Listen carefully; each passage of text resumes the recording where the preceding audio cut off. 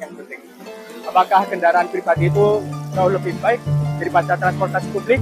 Namun, transportasi publik seringkali dihadapkan pada tantangan dalam hal kenyamanan, keandalan, dan efisiensi yang dapat membuat kurang menarik, mengubah persepsi masyarakat terhadap transportasi publik, dan mengatasi ketidaksetaraan dalam aksesibilitas transportasi adalah sebagai langkah penting.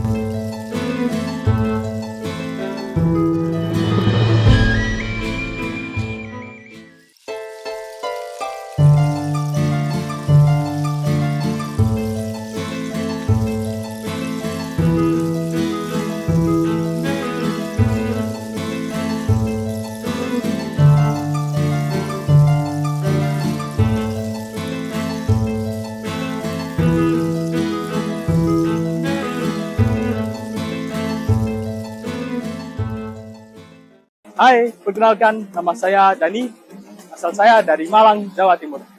Hari ini saya akan mendiskusikan mengenai realitas tandingan soalan kendaraan pribadi versus transportasi publik dalam pembangunan.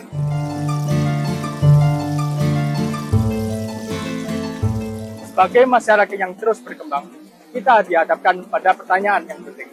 Apakah kendaraan pribadi itu jauh lebih baik daripada transportasi publik? Atau malah sebaliknya? Mari kita mulai dengan memahami konsep masing-masing. The transportation of people and goods account for nearly a fourth of global carbon dioxide emissions, making it one of the greatest challenges. Kendaraan pribadi seringkali dianggap sebagai simbol kemapanan dan kebebasan individual yang memungkinkan pemiliknya untuk berpergian sesuai keinginan mereka tanpa tergantung pada jadwal atau rute tertentu. Namun, dampak negatifnya terhadap lingkungan dan infrastruktur kota juga tidak bisa diabaikan. Kemacetan lalu lintas, polusi udara, dan urbanisasi yang tidak terkendali menjadi konsekuensi langsung dari peningkatan pengguna kendaraan pribadi di Indonesia. Di sisi lain, transportasi publik menawarkan potensi untuk mengurangi masalah tersebut dengan mengurangi jumlah kendaraan pribadi di jalan yang dapat mengurangi kemacetan lalu lintas dan emisi karbon. Namun, transportasi publik seringkali dihadapkan pada tantangan dalam hal kenyamanan, keandalan, dan efisiensi yang dapat membuat kurang menarik bagi sebagian masyarakat.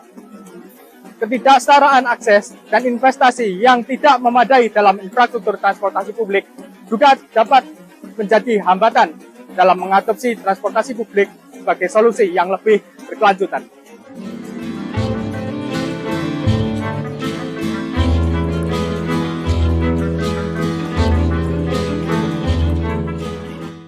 Tantangan terbesar bagi transportasi publik adalah meningkatkan kualitas layanan dan menciptakan sistem yang memadai untuk semua. Namun, adakah alternatif yang lebih baik? And with the best parks, but without the ability to move quickly, comfortably and safely from point A to point B, there will be not much joy with it. So today, we will talk about why we need public transport. Sustainable Development Goals menekankan pentingnya mobilitas yang berkelanjutan, akses yang adil terhadap transportasi, dan perlindungan lingkungan. Transportasi publik dapat menjadi alat penting untuk mencapai tujuan SDGs ke-11 dengan menyediakan aksesibilitas yang lebih luas, mengurangi emisi karbon, dan mengurangi ketimpangan sosial.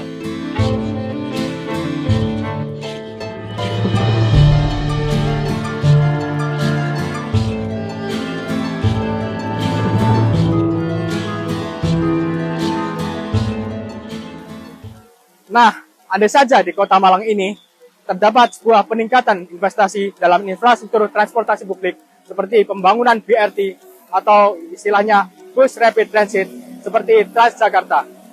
Dengan mengintegrasikan teknologi yang lebih ramah lingkungan, mendorong penggunaan energi terbarukan, maka kita dapat menciptakan sistem transportasi yang lebih berkontribusi positif terhadap pencapaian SDGs. Nah, tentunya juga memerlukan daya dukung masyarakat untuk beralih pada sarana transportasi publik guna mewujudkan pembangunan yang mengedepankan lingkungan. Baudrillard berpendapat bahwa dalam masyarakat kontemporer, realitas telah digantikan oleh namanya simulakra, di mana gambar-gambar dan representasi menggantikan realitas itu sendiri. Dalam konteks transportasi, bagaimana hal ini bisa berlaku?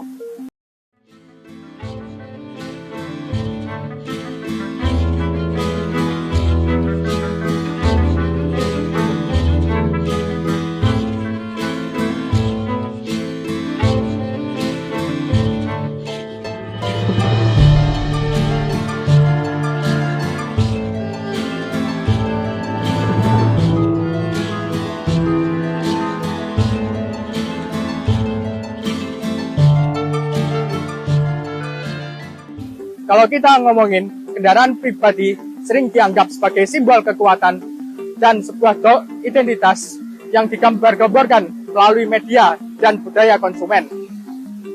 Di sisi lain, transportasi publik seringkali dianggap sebagai pilihan alternatif atau bahkan dipandang rendah. Ini bisa disebabkan oleh berbagai faktor, termasuk persepsi bahwa transportasi publik tidak nyaman, tidak aman, dan tidak efisien. Selain itu, kurangnya promosi positif dan kurangnya perhatian terhadap transportasi publik dalam budaya populer juga dapat menyebabkan transportasi publik terabaikan. Publik merupakan salah satu solusi mengatasi kemacetan di perkotaan seperti di kota Bandung. Sayangnya, keberadaan angkutan umum atau angkot seolah semakin ditinggalkan oleh masyarakat. Udah jarang sih kalau angkot. Kenapa ditinggal itu? Karena kan ongkosnya lebih mahal ya. Kalau angkot itu untuk jarak jauh, tapi masih dalam kota itu lebih mahal dan juga panas gitu, nggak nyaman. Kalau menurut aku kendaraan pribadi sih kayak motor gitu ya. Soalnya kan bisa mengatasi dari kata macet juga gitu ya. Soalnya kan kalau misalkan angkutan umum kalau kita naik ya mungkin kita tahu lah ngetem gitu kan. Atau enggak pas sedak-sedak apa gimana gitu ya kalau bahasa Sundanya mah gitu. Namun, penting untuk diingat bahwa transportasi publik memainkan peran kunci dalam menyediakan mobilitas bagi masyarakat, mengurangi kemacetan lalu lintas, dan mengurangi emisi gas rumah kaca. Meningkatkan aksesibilitas dan kualitas transportasi publik dapat membantu menciptakan masyarakat yang lebih inklusif dan berkelanjutan. Oleh karena itu, mengubah persepsi masyarakat terhadap transportasi publik dan mengatasi ketidaksetaraan dalam aksesibilitas transportasi adalah sebagai langkah penting dalam mencapai mobilitas yang berkelanjutan. Hal ini sejalan dengan yang diungkapkan oleh Gustavo Petro. Dengan begitu, perdebatan antara kendaraan pribadi dan transportasi publik bukan hanya tentang mobilitas fisik, tetapi juga tentang konstruksi sosial, simbiolisme, dan realitas yang dihadirkan pada kita.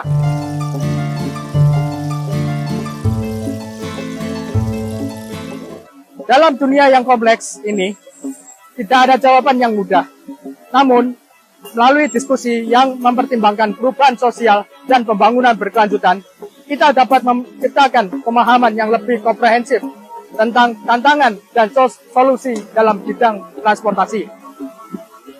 Perubahan sosial seperti urbanisasi yang cepat, pertumbuhan populasi, dan pergeseran demografis mempengaruhi tuntutan mobilitas masyarakat.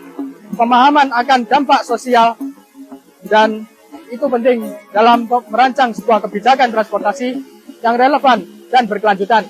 Kita perlu mempertimbangkan bagaimana transportasi dapat mempengaruhi kesetaraan, akses, kesempatan ekonomi, dan mengedepankan lingkungan.